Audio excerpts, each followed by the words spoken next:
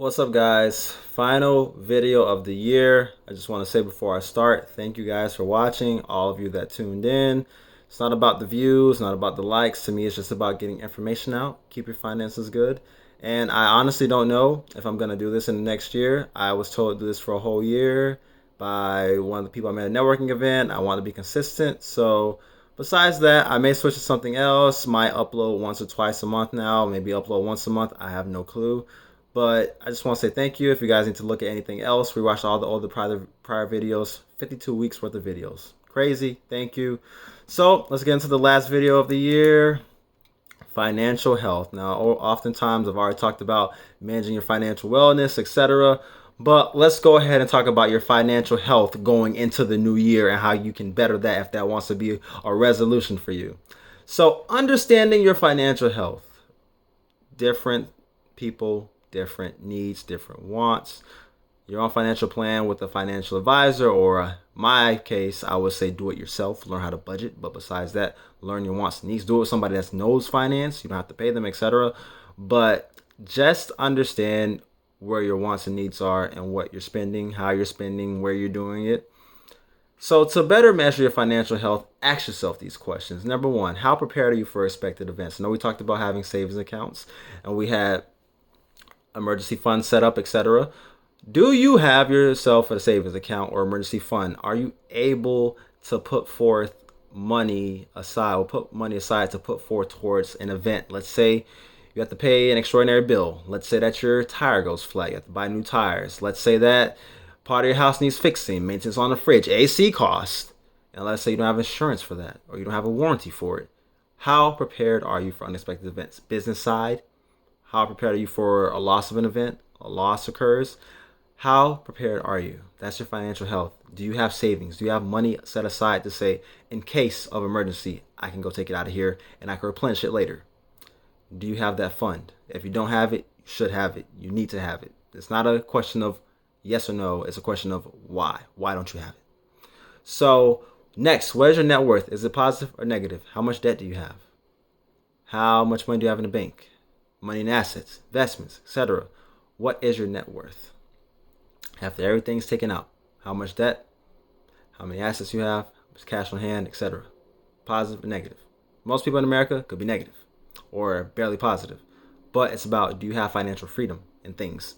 Are you well enough saved with all your money in savings accounts? Are you good enough to have investments that can be liquidated at any time? It depends on how good your financial health is. Do you have the things in life? How about things you want? So that other question, do you have things you need in life?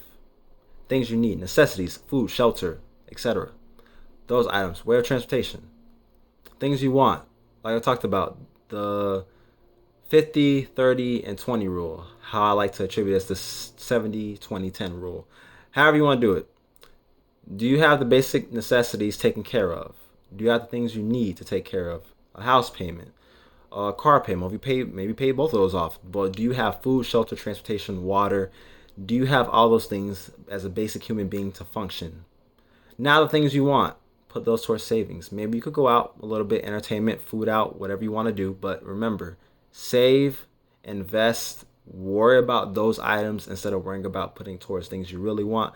Because sometimes it's perfectly okay to go in with things you want, but sometimes the things that we want, we actually put them as a priority in terms of what we don't really need to have as a priority.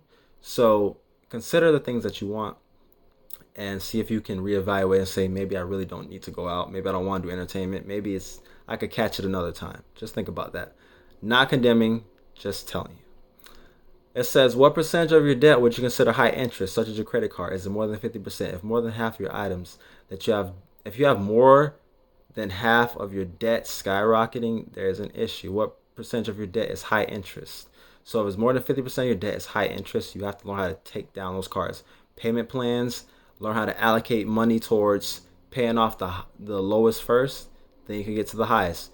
You keep paying off the highest first, then you know the highest, the lowest is going to keep stacking up, become more higher.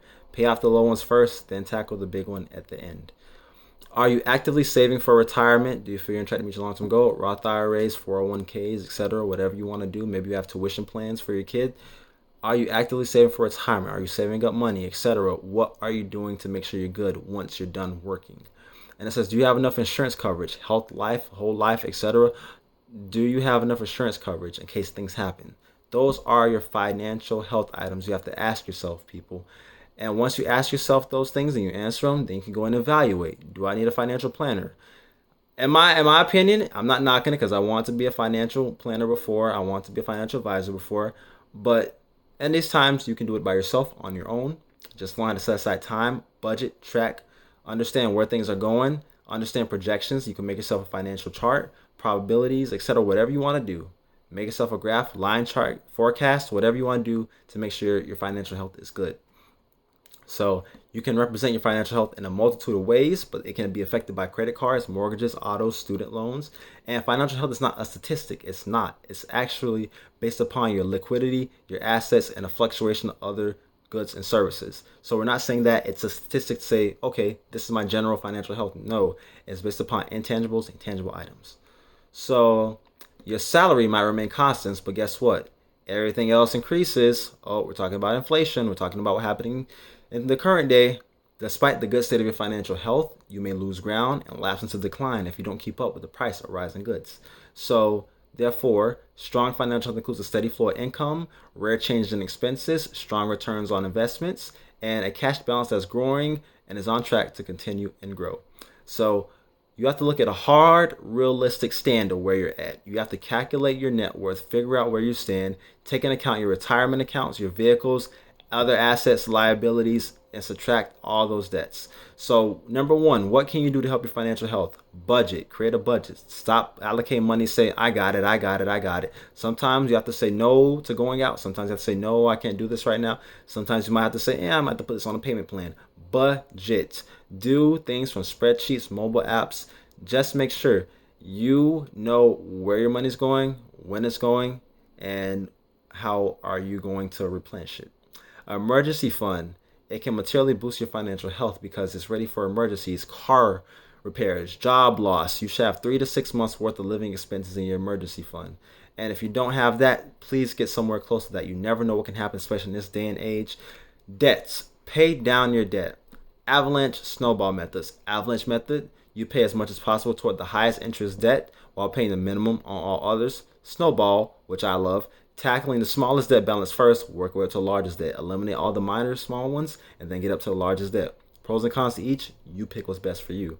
So, rules and tips to close it out for your financial health, guys. You can automate your bills and savings so that way you can know, okay, this is going to be taken out this time. I can track down the spreadsheet, make it stay stable as it can. So, which means, say $200 goes out to your electric bill or whatever. Okay, that's a monthly thing. Cool, I can track that. Look for free checking, free accounts. Some banks like to say, okay, we have to have a fee associated every month with you having a checking account with us. Have a credit union. They don't charge. Shop around for insurance, etc., recurring expenses, and understand how much you're paying on them and what's the benefit of having them. If you're using a budgeting method, my rule 70-20-10, the rule that's known around investing is 50-30-20, which 50 needs, 30 wants, 20% saving. I like to roll around. Maybe in today's society, 70% needs, 20% investing, 10% of what you want.